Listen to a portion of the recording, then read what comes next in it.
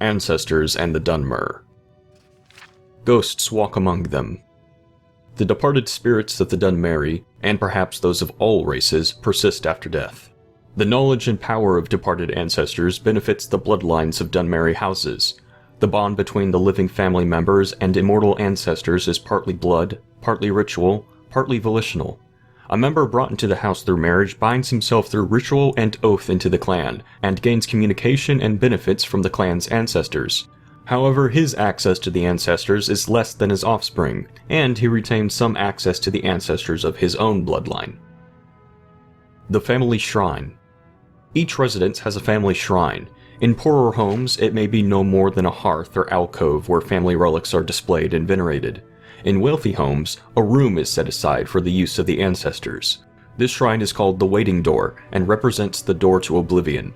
Here the family members pay respects to their ancestors through sacrifice and prayer, through oaths sworn upon duties, and through reports on the affairs of the family.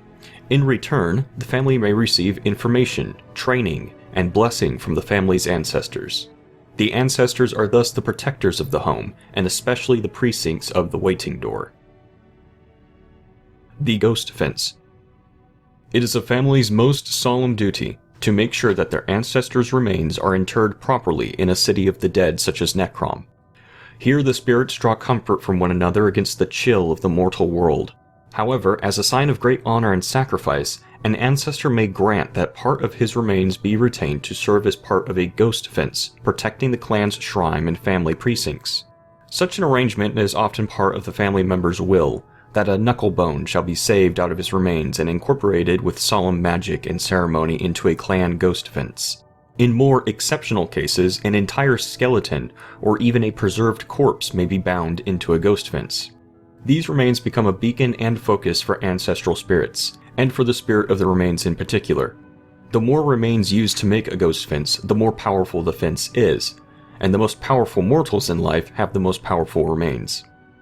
The Great Ghost Fence, created by the Tribunal to hold back the Blight, incorporates the bones of many heroes of the temple and of the houses in Doril and Redoran, who dedicated their spirits to the temple and clan as their surrogate families. The Ghost Fence also contains bones taken from the catacombs of Necrom and the many battlefields of Morrowind. The Mortal Chill.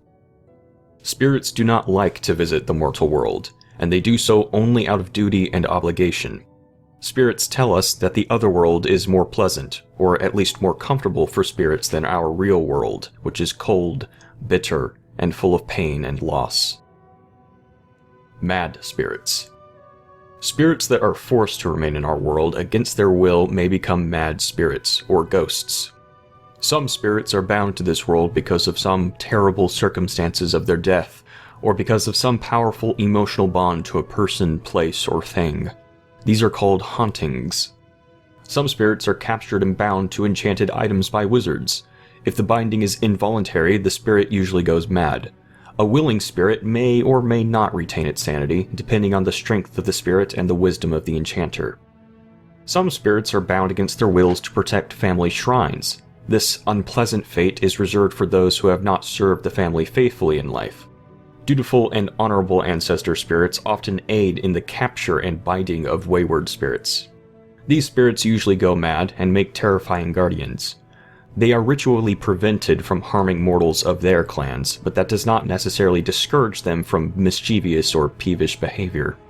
They are exceedingly dangerous for intruders. At the same time, if an intruder can penetrate the spirit's madness and play upon the spirit's resentment of his own clan, the angry spirits may be manipulated. Oblivion. The existence of Oblivion is acknowledged by all Tamriel cultures, but there's little agreement on the nature of that other world other than it is the place where the Aedra and Daedra live, and that communication and travel are possible between this world and Oblivion through magic and ritual. The Dunmer do not emphasize the distinction between this world and Oblivion as do the human cultures of Tamriel.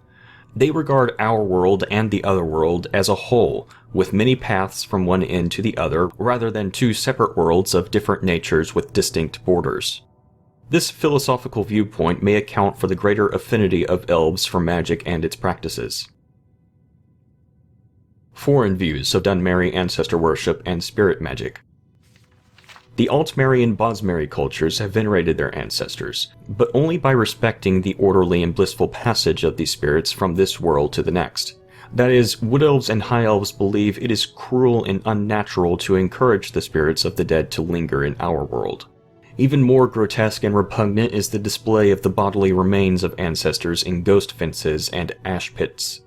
The presentation of finger bones in a family shrine, for example, is sacrilegious to the Bosmer, who eat their dead, and barbaric to the Altmer, who inter their dead. The human cultures of Tamriel are ignorant and fearful of Dark Elves and their culture, considering them to be inhuman and evil, like orcs and Argonians, but more sophisticated. The human populations of Tamriel associated Dunmeri ancestor worship and spirit magic with necromancy. In fact, this association of the Dark Elves with necromancy is at least partly responsible for the dark reputation of Dunmer throughout Tamriel.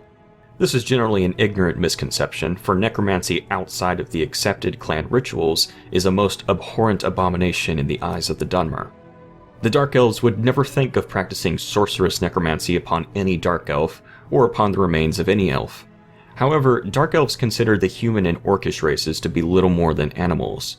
There is no injunction against necromancy upon such remains, or on the remains of any animal, bird, or insect. Imperial policy officially recognizes the practices of Dunmeri ancestor veneration and spirit magic as a religion, and protects their freedom to pursue such practices so long as they do not threaten the security of the Empire. Privately, most Imperial officers and traders believe Dark Elf ancestor worship and displays of remains are barbaric or even necromantic. Telvanni, quote, necromancy. The Telvanni are adept masters of necromancy. They do not, however, practice necromancy upon the remains of Dark Elves. Sane Telvanni regard such practices with loathing and righteous anger. They do practice necromancy upon the remains of animals and upon the remains of humans, orcs, and Argonians, who are technically no more than animals in Morrowind.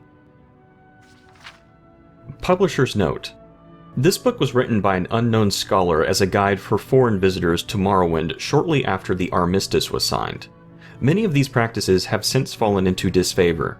The most obvious changes are those regarding the practice of necromancy and the Great Ghost Fence. Dunmer today regard necromancy upon any of the accepted races as an abomination. The Ghost Fence has forced many changes in the practice of ancestor worship, with the vast majority of ancestors' remains going to strengthen the Great Ghost Fence around the mountain of Dagoth-Ur. There are very few clan Ghost Fences in Morrowind. The temple discourages such practices among the houses as selfish. The upkeep of family tombs and private waiting doors has also fallen into disfavor, as very few remains have been buried in these tombs and shrines since the armistice. In recent years, most Dunmer venerate a small portion of their ancestors' remains kept at a local temple.